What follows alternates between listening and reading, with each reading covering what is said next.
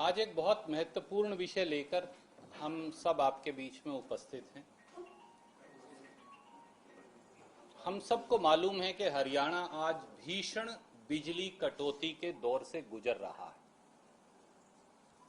पूरे प्रदेश को असहनीय गर्मी ने झुलसा के रख रखा है।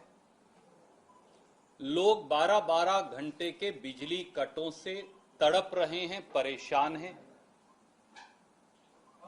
खेती जो है वो पूरी तरह से एक तरह से खेती पर तालाबंदी है। खेती सूखे की जकड़ में है और उद्योग धंधे जो हैं वो सारे ठप पड़े हैं। अंबाला, यमुनानगर, कुंडली, मानेसर, गुड़गांवा, फरीदाबाद, आए दिन आपके समाचार पत्र और टेलीविजन चैनल दिखा रहे हैं कि किस प्रकार से उद्योग ठप पड़े हैं या करा रहे हैं। कारण यह है कि भयंकर बिजली संकट ने प्रदेश को अपनी गिरफ्त में ले रखा है। मई महीने में, अप्रैल तो अब लगभग खत्म हो गया, 9500 मेगावाट बिजली की आवश्यकता है। जून, जुलाई, अगस्त और सितंबर में, ये मैं नहीं कह रहा, हरियाणा पावर परचेज सेंटर और बिजली कंपनियों का अनुमान है कि 12,000 मेगावाट बिजली की जरूरत होगी। पर हरियाणा में उपलब्ध कितनी है बिजली? हरियाणा में इस समय जो बिजली उपलब्ध है उसके मुताबिक 3,000 मेगावाट से 4,000 मेगावाट बिजली जरूरत से कम है। और यह बिजली कम क्यों है? केवल इसलिए यह पत्रकार वार्ता है। सच्चाई यह है कि खट्टर सरकार और जो प्राइवेट इलेक्ट्रिसिटी प्रोड्यूसर, निजी बिजली उत्पादक हैं, उनकी मिली भगत से, सांठ-गांठ से ये आर्टिफिशियल बिजली संकट पैदा हुआ है। इस सांठ-गांठ का भीषण गर्मी में परिणाम भुगत रहे हैं हरियाणवी, हरियाणा का किसान, गरीब, मजदूर, साधारण जनमानस और उद्योगपति। और सरकार के खजाने को सैकड़ों हजारों करोड़ रुपए का चूना लगाया जा रहा है। मैं तथ्यों के साथ अभी आपको प्रस्तुत करूंगा। यह बिजली संकट का कारण है कि हरियाणा को अडानी पावर मुद्रा से, गुजरात से, जो 1424 मेगावाट मिलने वाली बिजली है, 2021 से आज तक उसमें से कोई बिजली नहीं मिल पा रही। एक यूनिट बिजली भी नहीं मिलती। एक मेगावाट में 10 लाख यूनिट बिजली होती है लगभग। 1424 मेगावाट बिजली मिलनी चाहिए, तो 3,000 की आपकी डेफिशिएंसी है, 1,500 तो यहीं से नहीं मिल रही, तो आधी तो यहीं से कम हो गई। हरियाणा के लोग भुगत रहे हैं क्योंकि खट्टर सरकार की प्राइवेट इलेक्ट्रिसिटी प्रोड्यूसर से मिली भगत साफ है। हरियाणा के लोगों पर दोहरी मार पड़ रही है। पहली मार है कि जो सस्ती बिजली हरियाणा को मिलनी चाहिए वो मिल नहीं रही, और दूसरी मार है कि उस सस्ती बिजली के एवज में 2 गुना, 3 गुना, 4 गुना दाम पर हरियाणा के सरकारी खजाने से सैकड़ों करोड़ रुपया खर्च करके बिजली खरीदनी पड़ रही है। यह सरकार के खजाने को चूना लगाए जाने वाला नए किस्म का खट्टर क्रोनी कैपिटलिज्म है। इसके बारे में कुछ एकाट्य तथ्य हैं जो आपके समक्ष में रखूंगा और 4 सवाल सीधे। पहला, 24/11/2007 को कांग्रेस की सरकार में अडानी पावर ने 25 साल के लिए 1424 मेगावाट बिजली ₹2.94 प्रति यूनिट या प्रति KWH जो बोलते हैं, उसे सप्लाई करने की एक कॉम्पिटिटिव बिड दी। 1424 मेगावाट बिजली 25 साल के लिए, रेट ₹2.94 फिक्स्ड। 31 जुलाई 2008 को हरियाणा सरकार ने यह बिड स्वीकार कर ली और 7 अगस्त 2008 को हरियाणा की दोनों बिजली कंपनियों ने आधी 712 यानी 1424 मेगावाट बिजली ₹2.94 पे खरीदने का पावर परचेज एग्रीमेंट साइन कर दिया, अडानी पावर ने और हरियाणा की कंपनियों ने। और एक लाइन मुद्रा गुजरात से, this is the only dedicated power line in India, और कोई पावर लाइन नहीं है ऐसी, मुद्रा गुजरात से महेंद्रगढ़ तक लेकर आए जो इसका हिस्सा है। तीसरा तथ्य, 2010-11 में इंडोनेशिया में कोयले का भाव बढ़ गया तो अडानी पावर, उन्होंने कहा कि हरियाणा के साथ हुआ जो पीपीए है उसको या तो सिरे से खारिज किया जाए या फिर कोयले का बढ़ा हुआ भाव उन्हें दिया जाए। बहुत लंबी लिटिगेशन चली और आखिर में 11 अप्रैल 2017, ये तिथि महत्वपूर्ण है, को सुप्रीम कोर्ट ने, सेंट्रल इलेक्ट्रिसिटी रेगुलेटरी कमीशन में गई, एपेलेट ट्राइब्यूनल में गई, मैं आपका समय नष्ट नहीं करूंगा, सुप्रीम कोर्ट ने 2 निर्णय दिए अडानी पावर और हरियाणा के सरकार के बीच में। नंबर 1, हरियाणा सरकार के साथ 1424 मेगावाट बिजली के अडानी पावर के अनुबंध को खारिज नहीं किया जा सकता। नंबर 2, अडानी पावर को बढ़े हुए कोयले की कीमत नहीं दी जा सकती। और मैं आपका समय नष्ट नहीं करूंगा, जो प्रेस रिलीज में भेज रहा हूं उसके अंदर उसकी रेलेवेंट लाइन सुप्रीम कोर्ट के निर्णय की मैंने रिप्रोड्यूस कर दी आपके लिए। साल 2021 से आज तक इस निर्णय के बावजूद अडानी पावर इंडोनेशिया कोल की बढ़ी हुई कीमतों का हवाला देकर हमें बिजली सप्लाई नहीं कर रही। मुझे बताया कि अगस्त सितंबर से तो 1 यूनिट नहीं की, उससे पहले 300-400 मेगावाट देते थे। अडानी पावर को पीपीए के मुताबिक बिजली सप्लाई के लिए बाध्य करने की बजाय मुख्यमंत्री माननीय खट्टर साहब और उनकी सरकार ने चुप्पी साध रखी है, मुंह पे कपड़ा बांध लिया। उल्टा खट्टर सरकार शॉर्ट टर्म पावर के नाम पर 5 रुपया से 8 रुपया प्रति यूनिट बिजली खरीद रही है। और कमाल की बात यह है साथियों कि यह बिजली अडानी पावर के रिस्क एंड कॉस्ट पे नहीं खरीदी जा रही। हरियाणा इलेक्ट्रिसिटी रेगुलेटरी कमीशन तक ने कह लिया, और मैं उस ऑर्डर की प्रतिलिपि आपको भेज रहा हूं, कि भैया ₹2.94 पे बिजली मिलनी चाहिए, नहीं मिल रही तो उनके रिस्क एंड कॉस्ट पे लो। ये व्यापार, बाजार के व्यापार का उदाहरण है और पीपीए का तरीका भी है, परंतु खट्टर सरकार चुप है। और मैं उनके ऑर्डर की एक प्रतिलिपि है जो 6 अप्रैल 2022 को आया है, ये है, मैं आपको ये भी भेज रहा हूं आपके साथ, इस प्रेस रिलीज के साथ। एक और कमाल है, अब हरियाणा सरकार ने 3 साल के लिए 15 अप्रैल 2022 से 14 अप्रैल 2025 तक 500 मेगावाट बिजली खरीदने का नया पीपीए कर लिया। एक है एमबी पावर मध्य प्रदेश, उनसे ₹5.70 प्रति यूनिट, और दूसरा है आरकेएम पावर छत्तीसगढ़, उनसे ₹5.75 प्रति यूनिट। अब गौर करिए, जो बिजली अडानी पावर से ₹2.94 प्रति यूनिट मिलनी थी, अब वो ₹5.70 और ₹5.75 प्रति यूनिट मिलेगी। यानी हरियाणा सरकार को ₹2.81 प्रति यूनिट देना पड़ेगा अतिरिक्त, एडिशनल।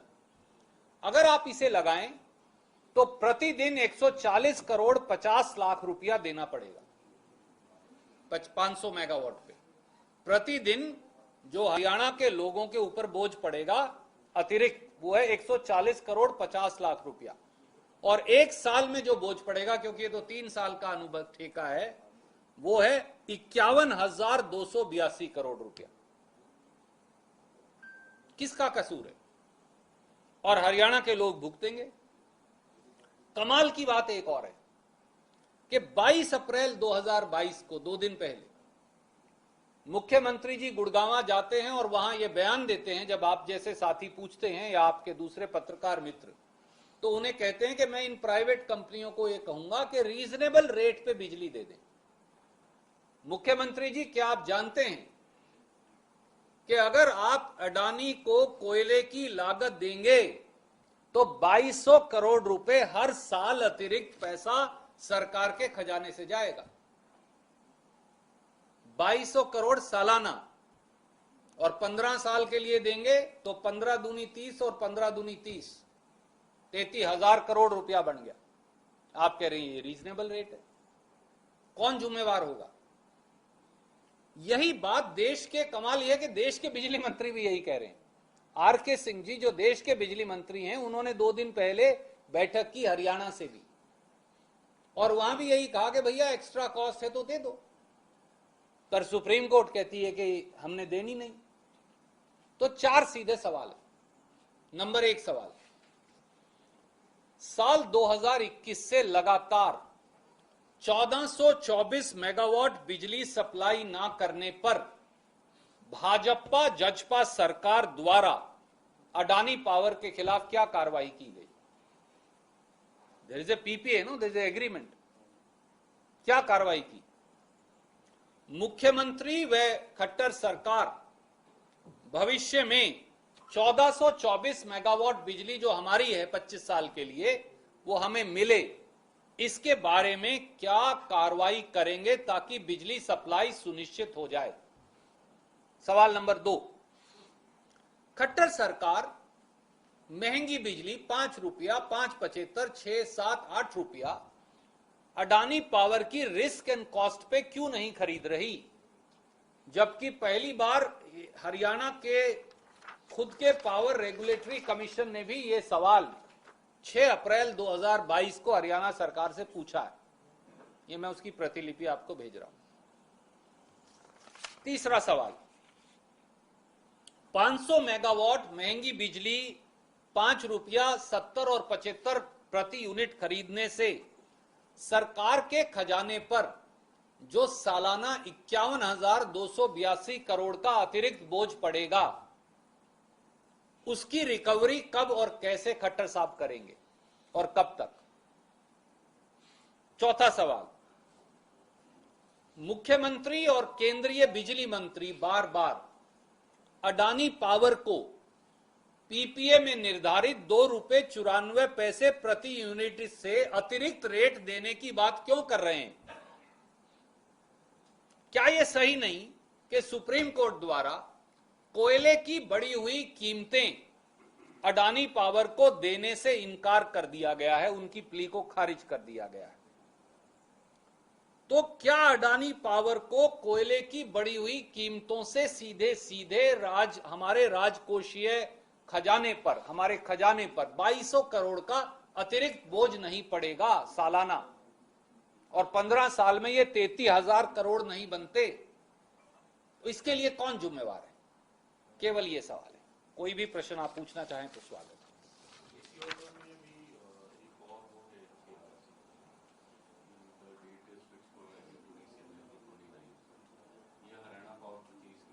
जी, उन्होंने सवाल पूछा है, हरियाणा इलेक्ट्रिसिटी रेगुलेटरी कमीशन।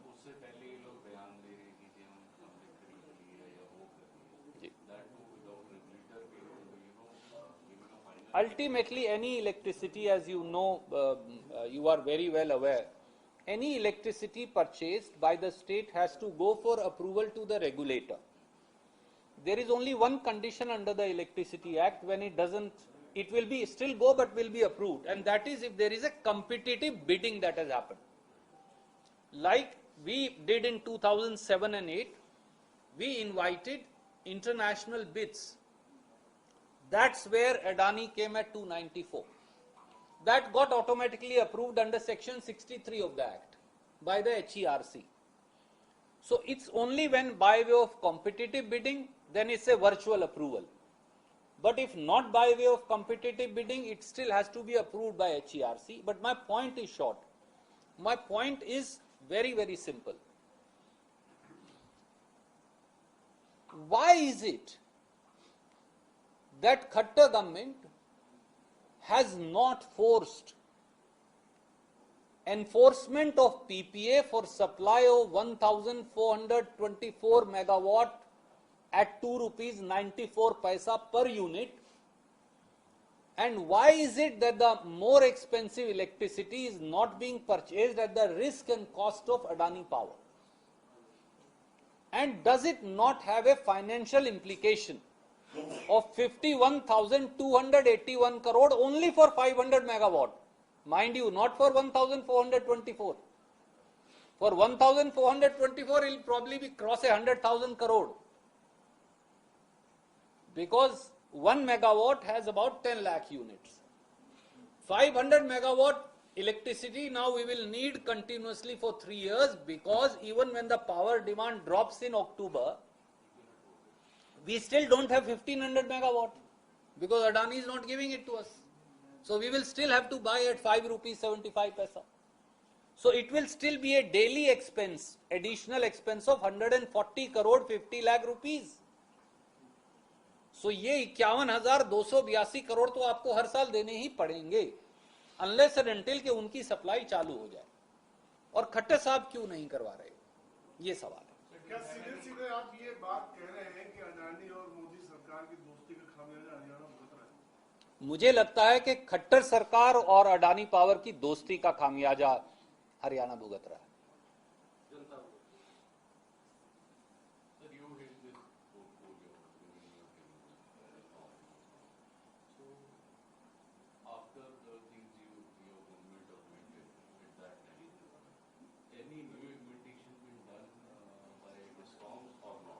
आठ साल में जी,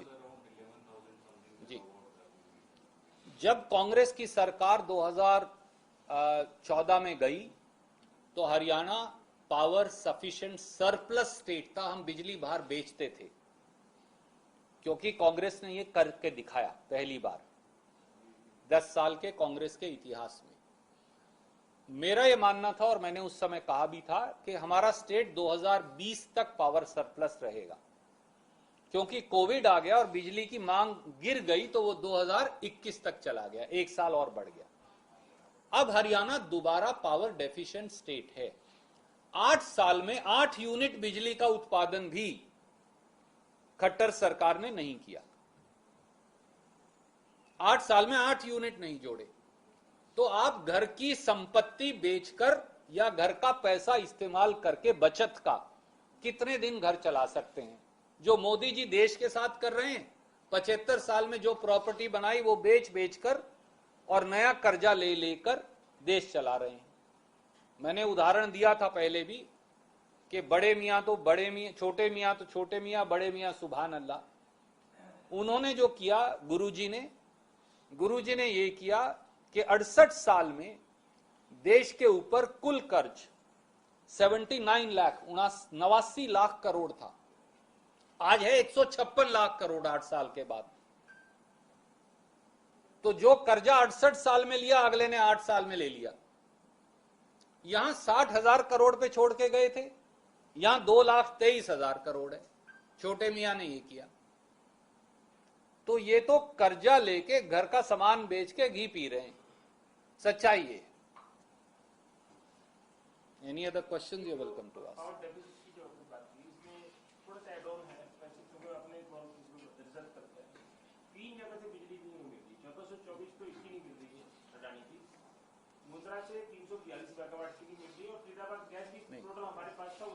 मैं आपको बताता हूँ क्योंकि मैं कॉम्प्लिकेट नहीं करना चाहता था, इसलिए मैंने जी आपका तो इशू था कि ये ज्यादा महंगी खरीद के दो तरीके से नुकसान हो रहा है, तो बिजली की रेट और उसका पैसा ज्यादा चल रहा है। जी तो सर पावर डेफिसिट के वो भी वजह करके जो क्लीन ली है 86 में कि 1424 नहीं मिलती, 342 मुद्रा से नहीं मिलती और जो हमारी नहीं, ये सही नहीं है। मैं आपको बताता हूँ, आपको जस्ट फॉर योर नॉलेज आपको पता होना चाहिए ना, क्योंकि आप समझदार हो। मुद्रा में 1424 ही है। सुनिए सर, सुन तो लो सर, सुनिए तो सही। मैंने अपने हाथ से लगाई हुई है, मुझे मालूम है ना। सर आप भूल जाइए इस कागज को, एक बार मेरी बात सुन लीजिए ना। ये पावर प्लांट तो मेरे पास से लगे हुए ना, तो सर एक बार मुझे सेंटेंस सुनिए, आपको तसल्ली हो जाएगी। 1424 ही मुद्रा से आती है, उसके अलावा एक यूनिट फालतू नहीं है। नंबर 2, इन्होंने शब्द कोई भी लिखा वो चाइना लाइट पावर की बिजली है जिसकी बात कर रहे हैं। इन्होंने बेवकूफी जो की सरकार ने, गर्मी में उन्हें शट डाउन दे दिया। भैया जब आप प्लांट शट डाउन करते हैं तो तब करते हैं सबसे जब बिजली की मांग सबसे कम हो, तो हमेशा मेंटेनेंस पे प्लांट जाता है विंटर में। कभी दुनिया में गर्मी में शट डाउन नहीं देते आप। हमारी पावर कंपनीज ने, private company China light power भी, देर इज समथिंग कॉल्ड, जो हुई नहीं, case 1 case 2 bidding in India. Just for your academic knowledge only I am telling you. Haryana successfully did both case 1 case 2 bidding in Congress government. One is where somebody sets up a power plant anywhere in India and gives you metered supply. That is Mudra power. उन्होंने plant Mundra में लगाया हुआ है, वहां से वो line खींच कर लाए, हमने ये एडिशनल बेनिफिट ले लिया महेंद्रगढ़ तक। नहीं तो पावर ट्रेडिंग कॉर्पोरेशन की लाइन से आती है। प्राइवेट पावर प्रोड्यूसर अक्सर ये करते हैं, जब उनकी बिजली महंगी बन रही हो तो वो लाइन में डिफेक्ट आ जाता है, तो फिर कोई लायबिलिटी नहीं रहती बिजली सप्लाई करने की। यहाँ डेडिकेटेड पावर लाइन है तो ये बिजली देनी ही पड़ती है। एनीवे, ये तो डेडिकेटेड पावर लाइन है, महेंद्रगढ़ तक आती है, महेंद्रगढ़ से मीटर्ड सप्लाई लेते हैं। ये एक, this is one of the 2 cases.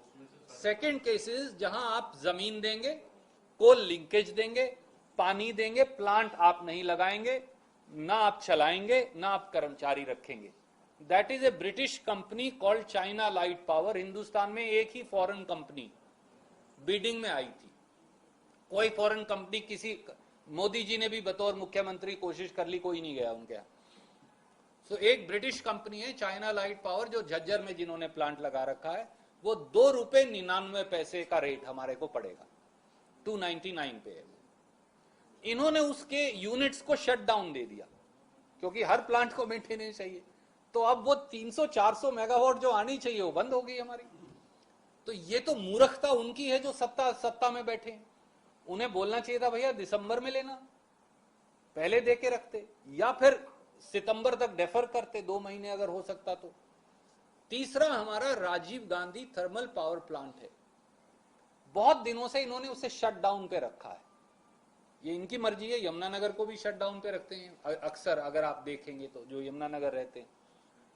ये प्लांट्स को शट डाउन पे नहीं रखना चाहिए, आपको इन्हें मिनिमल कैपेसिटी पे चलाना चाहिए ताकि चाहे खर्चा भी आए। जो मशीन चलेगी नहीं वो मशीन खराब हो जाएगी। वो नेचुरली जब इन्होंने रीस्टार्ट की तो उसमें डिफेक्ट्स आ गए। वो रीस्टार्ट नहीं हो रही क्योंकि उसके पुर्जे ये इंपोर्ट नहीं कर पा रहे, वहां कोविड की वजह से 1/3 चाइना बंद पड़ा।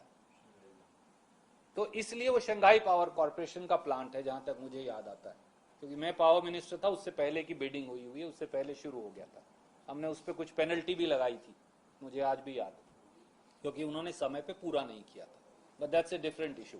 उससे कंपनी के शेयर भी गिर गए थे रिलायंस के, जब हमने वो पेनल्टी लगाई थी। But that's a separate issue all together. What I am saying is कि ये 3 वजह से आपको बिजली की कमी है। पर अगर आपको 1500 मेगावाट भी आज मिल जाए एक्स्ट्रा, तो आपकी 80 पैसे बिजली की दिक्कत खत्म हो जाएगी। आप वो नहीं ले रहे, ये बात। आई थिंक समबडी मेरा क्वेश्चन ये है कि थोड़ा अलग है इसका जानना कि ये बिजली का मुद्दा पंजाब को लेकर भी सेम इशू है, वहाँ भी बिजली का, तो वहाँ पे पीपीए वाला भी इशू रहा। उस मुद्दे पे वो सरकार बना के ले गई, एक बड़ा इशू था, बिगर इशू था। तो यहाँ पे आप ऑपोजिशन में हैं, तो वो अपना फोर्टे बताते हैं कि बिजली पानी बिजली का जो फोर्टे अपना बताते हैं, ये आपको चैलेंज तो नहीं कर रहा ऑपोजिशन में हरियाणा में 2024 से पहले? My friend, let me just tell you one thing. You will be surprised that Delhi produces zero electricity. उन्होंने कभी केस 1 केस 2 बिडिंग नहीं करवाई। पीपीए जो है 2 तरह के होते हैं, आपने देखा, मैं जिसको केस 1 केस 2 बिडिंग का, ये 25 साल के लिए हैं। They are PPA, they are also called PPA. अगर मैं 2 महीने के लूं तो भी पीपीए है, 15 दिन के लिए लूं तो भी पीपीए, 6 महीने के लिए लूं तो भी है। पर ये पीपीए नहीं है. I virtually own those plants for 25 years, right. सिर्फ और सिर्फ उत्तर भारत में हरियाणा अकेला स्टेट है जिसने केस 1 केस 2 दोनों बिडिंग करवाई, और हरियाणा देश में अकेला ऐसा स्टेट है जो सक्सेसफुल रहा इंटरनेशनल कंपनी को हरियाणा लाकर 2 रुपए 99 पैसे पे बिजली लेने में. We are the only state in India. कई बार राजनीतिक लोगों को या दलों को इसकी पैठ नहीं मिलता क्योंकि हम तो ब्रिक बैट्स ही मिलते हैं. But we have among the cheapest. When we took it in 2008, this was the cheapest electricity in Asia, not India, even China. We beat China also. We have beaten China also. Even today, when electricity rates dropped because of solar, even today it is cheaper, among the cheapest electricity, perhaps the cheapest electricity in the country. तो जो लोग, सब प्रांतों को अख्तियार है, वो पंजाब हो, राजस्थान हो, यूपी हो, मध्य प्रदेश हो, पर वो करवा नहीं पाए कभी. और दिल्ली भी केस 1 केस 2 बिडिंग करवा सकता था क्योंकि हमारा प्लांट कहां है? हमारा तो मुंद्रा में है, हरियाणा में तो है नहीं. पर दिल्ली ने तो नहीं किया, हमने किया. इसीलिए यहां स्टेबिलिटी ऑफ इलेक्ट्रिसिटी है. आप जिस पीपीए की रेफर कर रहे हैं, let me clarify for you, वो पीपीए अकाली दल की सरकार ने किए थे. वो कंप्लीटली डिफेक्टिव पीपीए थे और स्टेट एक्सचेकर को नुकसान पहुंचाने वाले थे. मुझे कोई पीपीए बताइए जो 2 रुपए 94 और 2 रुपए 99 और जीएमआर की एक और इलेक्ट्रिसिटी है, मुझे नहीं पता अब आ रही है कि नहीं आ रही है, वो 2 रुपए जीएमआर, वो उड़ीसा से आती है, वो 289 पे है मेरी. So your electricity bouquet, as we call it in Haryana, is one of the best in the country, is the finest. And that's why Khattar sahab has had a good run for 8 years. उनको शाबाशी मिली, हमें डंडे मिले, किया हमने था, पर चालू हमने कर दिया था सब कुछ. जो उत्तराखंड और हिमाचल जैसे राज्य है वहाँ बिजली सरप्लस नहीं है हमेशा, क्या कारण है कि वहाँ भी शॉर्टेज है इस समय? अब मैंने उनके स्टेट के बुकेज देखे नहीं, पर मैं आपको एक बात बता सकता हूं. कोई भी प्रांत चाहे, हरियाणा में सरकारें क्यों बदलती थी? यहां बड़े वरिष्ठ पत्रकार बैठे हैं. इसलिए कि बिजली गांव में हम दे नहीं पाते थे. दूध बिलोने के समय, डांगर जो नीरने का समय होता है, वो बच्चों के पढ़ने का समय, रोटी खाने का समय, कभी बिजली नहीं आती थी. हमने क्या किया? जो सब कुछ बदल गया. All I did, we sat down and I discussed, क्योंकि मैं खुद गांव से आता हूं. तो हमने पूछा ये कारण क्या है? कारण बड़ा सिंपल था और मैं आपको बता सकता हूं, हालांकि ये पत्रकार गोष्ठी का विषय नहीं. क्योंकि किसान को ये मालूम नहीं कि उसकी बिजली कब आएगी, तो उसने अपने ट्यूबवेल पे गुग्गी या भैया, एक वो ऑटोमेटिक स्विच है, वो लगा रखा है. तो वो ऑन करके चला जाता था, क्योंकि उसे मालूम नहीं सवेरे आएगी, दोपहर आएगी, रात को आएगी, थोड़ी वहां खेत में बैठा रहेगा. तो उसे चाहिए थी या नहीं चाहिए थी, बिजली आते ही वो सारे ट्यूबवेल ऑन हो जाते थे. जैसे ही वो ट्यूबवेल ऑन हुए, ट्रांसफार्मर सड़ जाते थे क्योंकि वो इतना लोड नहीं लेते थे. What did we do? हमने देखा कि अगर सारी बिजली भी चोरी हो जाए तो हरियाणा के गांव 7% कुल बिजली का लेते हैं डोमेस्टिक. बस 1 यूनिट बिजली का बिल भी नहीं आए तो it's only 7%. My line losses were close to 40%. So हमने एक लाइन 133 या जो भी 33 केवी है उससे गांव की अलग खींच दी, उसकी अलग खींच दी. I think it cost us 200 crore. बस जो 40 साल से सरकारें बदलती थी चीज, वो 200 करोड़ में सॉल्व हो गई. हमने ट्यूबवेल का फीडर ही अलग कर दिया, ट्यूबवेल की लाइन अलग कर दी, गांव वाली डोमेस्टिक सप्लाई अलग कर दी. तो अब हम जितने घंटे चाहते गांव की बिजली चला सकते हैं. इसीलिए कांग्रेस के शासन में गांव में 18-20 घंटे तक हमने बिजली दी. आप चेक कर सकते हैं. इसलिए हम दे पाए. और ट्यूबवेल वाले को हम बताते थे कि तेरा ये साइकिल है, तेरे को इतनी देर से इतनी देर आएगी, तेरी सुबह 9 बजे से लेके 1 बजे आएगी, 1 से 5 या 8 तक का साइकिल ये है, 8 से रात के 1 बजे तक का ये, रात के 1 बजे से सुबह 8 बजे तक का ये. तो किसान को ये मालूम था कि उसकी बिजली कम आएगी, कब आएगी, उसने गुग्गी लगानी बंद कर दी. बस it was such a simple thing and our line losses dropped by 9% in the process. 700 kilowatt Kejriwal ने रोक रखी है। साहब वो कोई कहीं मेरे को लगता है किसी ट्रक में स्टोर होगी जो वहां बैरियर लगा रखे है, पता नहीं मुझे तो।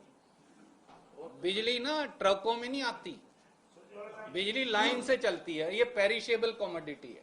सुरजेवाला साहब ये पब्लिक नोटिस है 1424 में नहीं मिल रही है जो इन्होंने प्ली ये जो ऑफर्स हो रही है इनकी सुनवाई 27 अप्रैल को, इसमें क्या है 1424 तो अडानी नहीं दे रहा है और CGPL मुंद्रा से 380 मेगावाट की दे रही है, वो अलग है।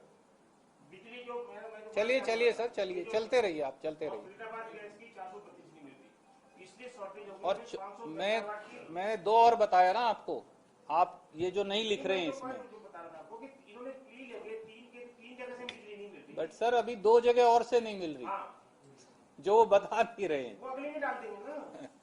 वो आपका एक थर्मल पावर प्लांट, 1400 400 और ये आपका समाचार पत्र तो हर जगह, आप खेदड़ में जाके देख लीजिए प्लांट चल रहा है या नहीं चल रहा है, बस। एक बार वो नहीं चल रहा, चाइना वाला आ गया। एक और मैं आपको आज बताता हूं, कृपया करके खट्टर साहब को बता दीजिएगा, मेरा अनुरोध है आपके माध्यम से, शायद सुन लें, हमारी कम सुनते। हमने एक एडिशनल थर्मल लगाने के लिए यमुनानगर में कोल लिंकेज है, रेलवे लाइन है, जमीन है, ऑलरेडी सब कुछ लगाया है, 400-500 करोड़ रुपए का खर्चा आएगा। एक एडिशनल यूनिट लगाने के लिए मैंने environmental clearances, government clearances, GOI clearances, NGT clearances लेके छोड़ रखी है, जब चाहे लगा लें, 2 साल 1 साल में लग जाएगा।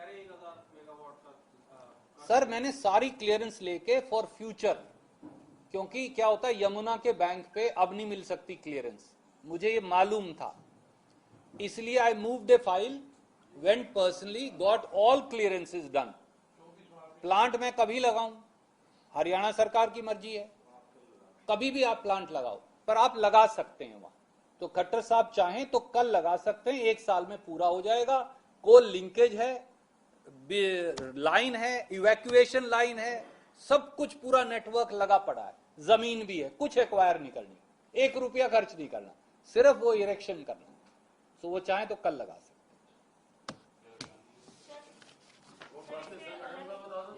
हैं। संगठन तो सर मैं तो कार्यकर्ता हूँ, मैं कैसे, मैं तो सर कार्यकर्ता हूँ, मुझे नहीं मालूम है।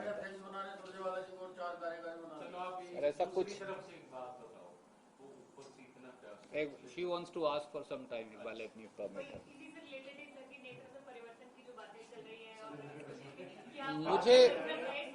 मैं पार्टी का एक कार्यकर्ता हूं और मेरा निर्णय, इस बात का निर्णय करने में कि कौन अध्यक्ष होगा या नहीं होगा, कौन विधायक दल का नेता होगा या नहीं होगा, या मौजूदा परिस्थिति बनी रहेगी, इसके बारे में न मुझे जानकारी है, ना मैं अधिकृत हूं, तो इसलिए मैं इस बारे में ना टिप्पणी कर पाऊंगा, ना आपको कुछ इस बारे में कोई ज्ञान दे पाऊंगा। दूसरी तरफ से पूछते हैं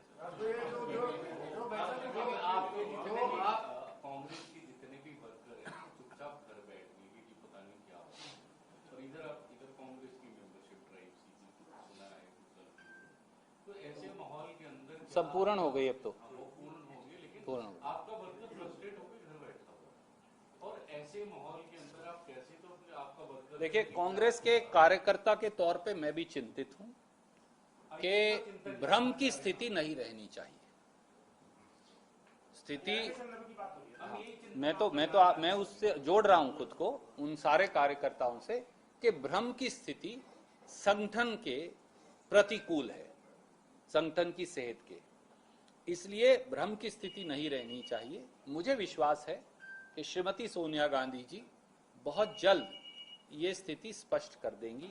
it's only a matter of may be few days. 15 दिन से ज्यादा नहीं। देखिए मैं नहीं कह सकता, वो तो श्री विवेक बंसल कह सकते हैं। साहब ऐसा है, आप कर्नाटक के बारे में पूछिए, मैं आपको बता सकता हूँ, स्पष्ट जवाब दूंगा, उससे आगे पीछे मुझे पता नहीं। अच्छा ये मैं जानना चाहते हैं जी एक question, is the Congress worried about the resurgence of आम आदमी party in Haryana? Every political party needs to act according to me on 3 principles. A, strengthening its own ideology. building its own organization, propagating its own idea. And if you are confident about these three, then you need not be worried about other things. If you are not confident about any one of these three, then you should be worried. So I think first we need to look within, then look outside. भ्रम की स्थिति की आपने बात की, भ्रम की स्थिति क्या पंजाब में रही, उस वजह से ये कैसे नतीजे आए? देखिए, मैं पंजाब पर कोई टिप्पणी नहीं करूंगा, क्योंकि मैं पंजाब का प्रभारी नहीं रहा, इसलिए मुझे मालूम है। एक और जहाँ बिजली संकट को लेकर हम चर्चा कर रहे हैं, आम आदमी पार्टी का 300 यूनिट हम फ्री देंगे आपको 1 जुलाई से, किस तरीके से? आदरणीय मित्र, पर आदरणीय मित्र, देखिए, आप फ्री देंगे नहीं देंगे कैसे? 300 यूनिट तो पंजाब में कांग्रेस की सरकार फ्री करके गई थी,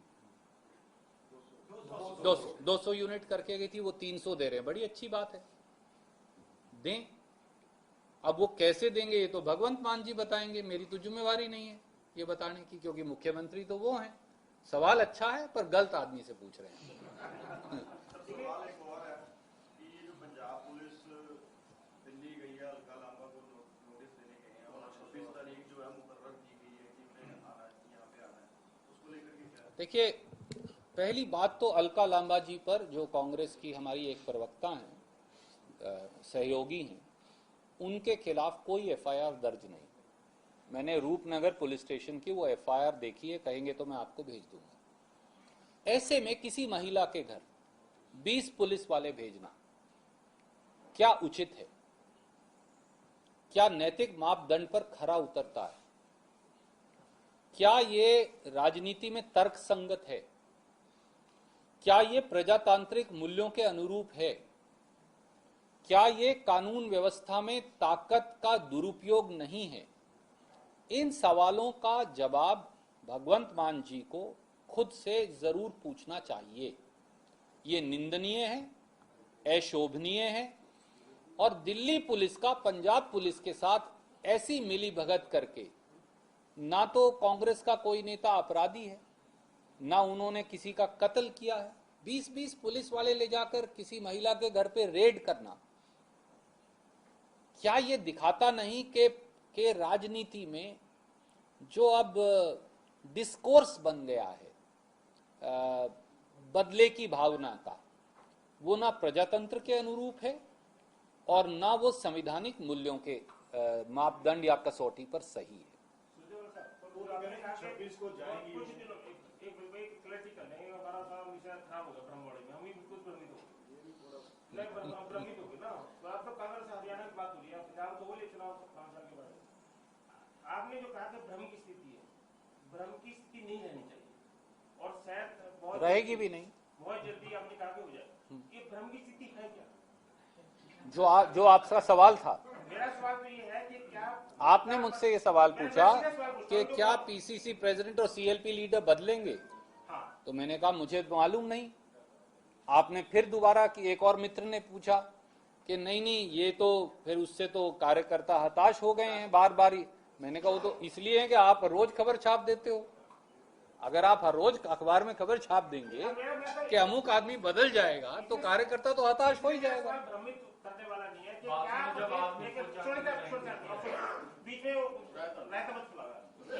क्या प्रदेश कांग्रेस अध्यक्ष पद पे नई नियुक्ति कुछ दिनों में होगी? मुझे नहीं मालूम। तो कुछ दिनों में भ्रमित क्या? मैंने इसीलिए आपको कहा मेरे को इस बात की जानकारी नहीं, क्योंकि ये मेरे अधिकार क्षेत्र में नहीं आता। मैं आपको श्री विवेक बंसल प्रभारी हरियाणा की ओर भेजकर कहूंगा कि ये सवाल का जवाब उनसे पूछा जाए। स्टेटमेंट होगी कि कुछ दिनों में भ्रमित की स्थिति खत्म हो जाएगी, क्योंकि पत्रकार मित्र लगातार लिख रहे हैं। अब मुझे नहीं पता आपकी सोर्सेस क्या हैं। इसका मतलब हम तो ऐसे नेता से पूछ रहे हैं जो पूरी पार्टी के प्रवक्ता हर विषय पे बोलते हैं, जितना बोलना है वो आपने बोलना है। देखिए, जो प्रदेश के जो अखिल भारतीय राष्ट्रीय कांग्रेस के अध्यक्ष रहे हैं उनके और जो अध्यक्ष मौजूदा हैं उनके बहुत सारे मामलों में रणनीतिकार भी हैं। आप पीके तो अलग हुए, आप भी हैं। हम इसलिए अब आपने मुझे तो बर्खास्त कर ही दिया है, तो अब बताओ मेरे से क्यों पूछ रहे हैं। हरियाणा के बारे में जानना चाह रहे हैं कि हरियाणा में क्या प्रदेश कांग्रेस अध्यक्ष पे कोई चल मैं इस पर टिप्पणी करने में सक्षम नहीं, क्योंकि जब संगठन का मामला आता है तो संगठन के जो प्रभारी हैं प्रदेश के, केवल वो इस पर उत्तर दे सकते हैं। मुझसे आप किसी प्रांत का भी पूछेंगे कर्नाटक को छोड़कर, तो मैं हमेशा ये बोलूंगा कि अमुक महासचिव या अमुक प्रभारी जो हैं वो जवाब देंगे इस सवाल। सर एक सवाल है, कल नवजोत सिंह सिद्धू ने भगवंत मान की तारीफ की, इसको किस तरह